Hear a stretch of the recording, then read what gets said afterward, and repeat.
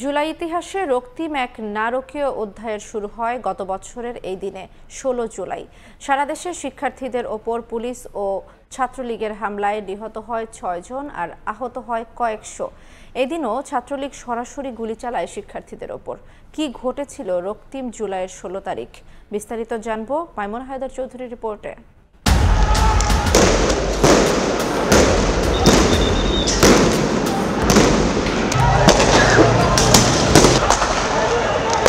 গত বছরের এই দিনে রক্তিম এক অধ্যায়ের সূচনা হয়, যা মেনে নেয়নি এদেশের আপামর জনতা। এদিন আবু সাইদ, ওয়াসিম সহ ৬ শহীদের রক্তে রঞ্জিত হয় স্বাধীন দেশের রাজপথ। যে দেশের মানুষ স্বাধীনতা অর্জনে রক্ত দিয়েছে, সেই দেশের মানুষ মেনে নেয়নি ন্যায্যতা আদায়ের লড়াইয়ে রাজপথ রঞ্জিত হওয়ার এই ইতিহাসকে, যা এক দফায় যেতে বাধ্য করে এদেশের নারী, শিশু, শ্রমজীবী সহ সমগ্র জাতিকে। ১৬ জুলাই ২০২৪ আগের দিনে ঘটে যাওয়া হামলার ঘটনায় সারা দেশের সকল শিক্ষা প্রতিষ্ঠানে বিরাজ করছিল টানটান উত্তেজনা। কোটা সংস্কারের দাবিতে আন্দোলনকারীদের উপর হামলার নিন্দা ও শাস্তি চেয়ে এদিন বিবৃতি দেন ১১৪ জন বিশিষ্ট নাগরিক। এর মধ্যেই এদিনও দেশ জুড়ে চলে ব্যাপক বিক্ষোভ এবং সংঘর্ষ। শিক্ষার্থীদের ওপর টিয়ার গ্যাস, রাবার বুলেট ও ছড়রাগুলি নিক্ষেপ করে পুলিশ।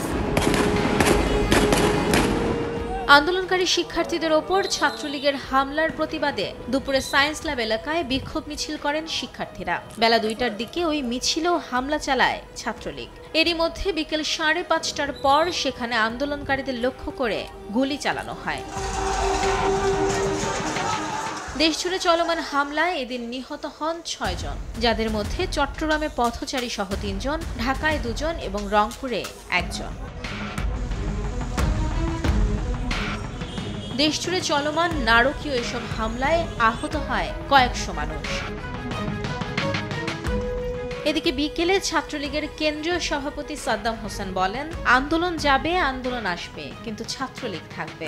এই প্ল্যাটফর্মে যারা রয়েছে তারা আমি রাজাকারদের প্রেতাত্মা।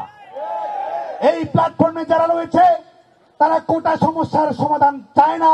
সহযাত্রীদের রক্তের উপর দাঁড়িয়ে নতুন কর্মসূচি দেয় শিক্ষার্থীরা। আজকে আমাদেরকে হেনস্থা করা হচ্ছে। নিহত ব্যক্তিদের স্মরণে পরদিন গায়েবানা জানাজা ও কফিন মিছিল করার ঘোষণা করেন তারা। ১৬ তারিখের পরে আসলে এই আন্দোলন আর কোটা সংস্কারের আন্দোলন ছিল না।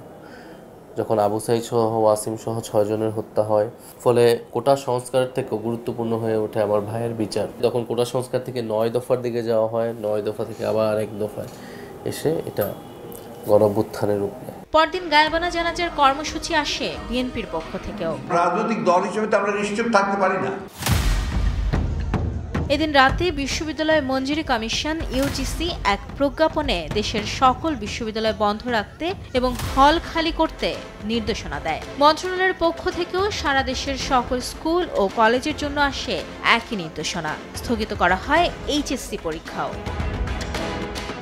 মাইমুনা হায়দার চৌধুরী, সময় সংবাদ, ঢাকা।